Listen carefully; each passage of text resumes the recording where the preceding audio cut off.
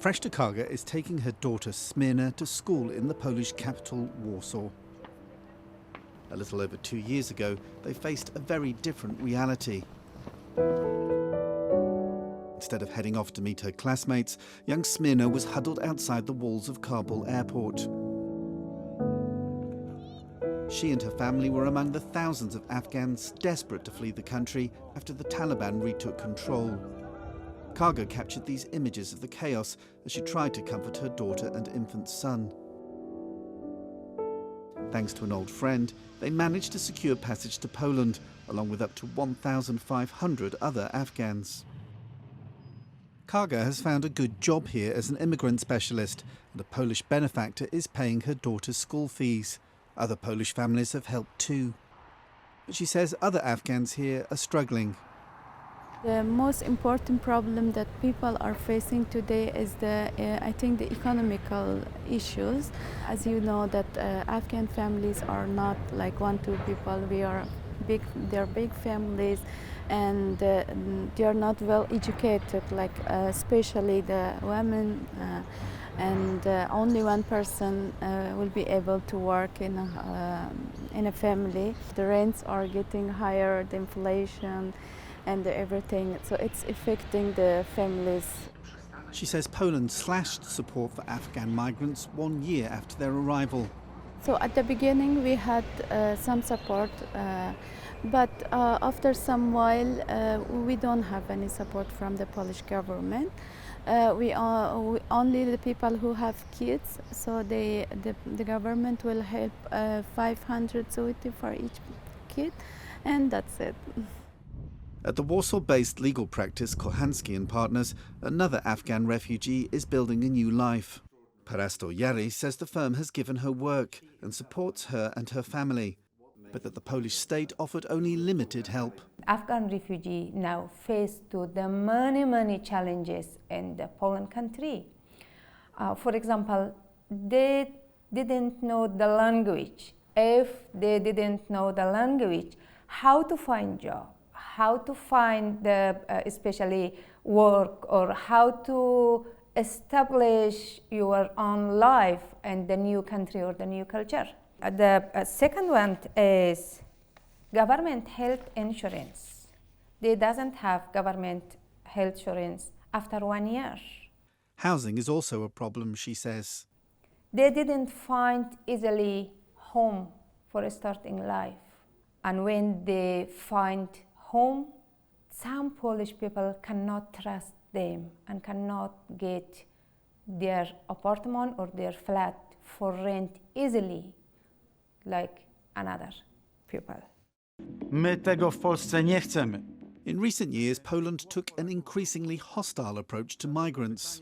A referendum was held on October the 15th alongside parliamentary elections, asking Poles whether they supported accepting thousands of illegal immigrants from the Middle East and Africa. In the run-up to the vote, the Polish Prime Minister, Mateusz Morawiecki, released this explosive campaign video.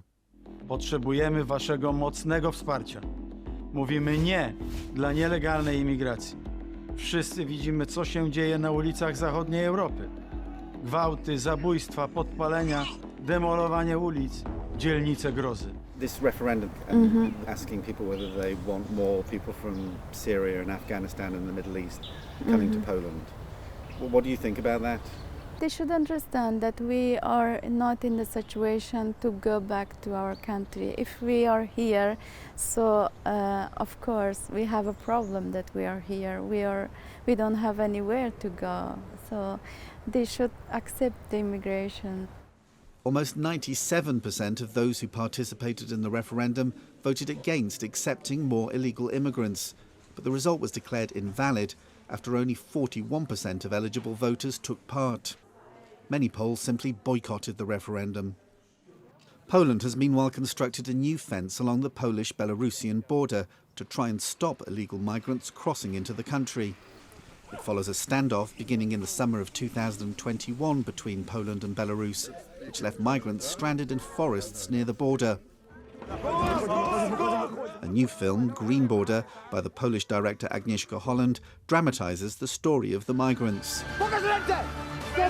Stop! Proszę się odsunąć! European Union, we made it! A Polish government minister who hadn't seen the film accused Holland of reducing Polish soldiers and border guards to the level of criminals and sadists, a claim the director denied. Help! Help! Poland has also been accused of treating Ukrainians fleeing the war in Ukraine better than migrants escaping conflict elsewhere. Over 1.6 million Ukrainians have sought refuge in Poland since 2022, with the authorities spending over $500 million on them so far. While aid for Afghans was cut after 12 months, Ukrainians continue to receive social support and free healthcare, while Polish citizens have also been compensated for hosting Ukrainian families. Aleksander Pestrykov is a librarian and researcher with the Nasz Wybór Foundation, which represents Ukrainian migrants in Poland. Państwo traktuje Ukraińców nieco lepiej, nie dlatego, że uważa, że Ukraińcy są lepsi niż Afgańczycy albo mieszkańcy kontynentu afrykańskiego. Dlatego, że uważa, że przyczyna, która spонукала Ukraińców przybyć tu, tak naprawdę są wyjątkowe. No, kiedy na przykład w Afganistanie trwała wojna, która byłaby wyznana oficjalnie przez świat zachodni albo przez Unię Europejską, wtedy może należałoby traktować ludzi, którzy przyjechali tu w sytuacji wyjątkowej. A tak najczęściej są traktowani przez rząd polski jako osoby, które poszukują po prostu lepszego miejsca dla życia. Afghans arriving here since 2021 say they're grateful for the refuge they've been given. But they say they've received much less help from the Polish state than migrants escaping the war in Ukraine. What they say has really made the difference is the kindness of strangers. Nasratullah Kazizada was a journalist in Afghanistan. He now runs a kebab store in a shopping mall in the Polish capital. He says a Polish lawyer, Anna Kruszewska, was instrumental in getting him and his family to safety and in supporting them since their arrival. Mrs. Anna, she's a lawyer. She's so kind and very intelligent, a lawyer, and she helped us to save our life from the dangers, and also she helped me to bring my family, and of course our life was in danger, and this is her and her governments and the peoples of Poland support that we arrived here.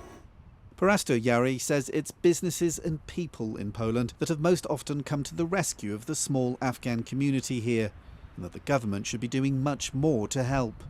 I call for European Union country and especially from Poland country, support the refugee. Please support the refugee and not deport it. As for Freshta Kaga, she says she and her family lost everything when they left Afghanistan: their home, their work, their friends and their culture. Now, she says, they're slowly building a new life for themselves in Poland and a brighter future for her daughter Smirna.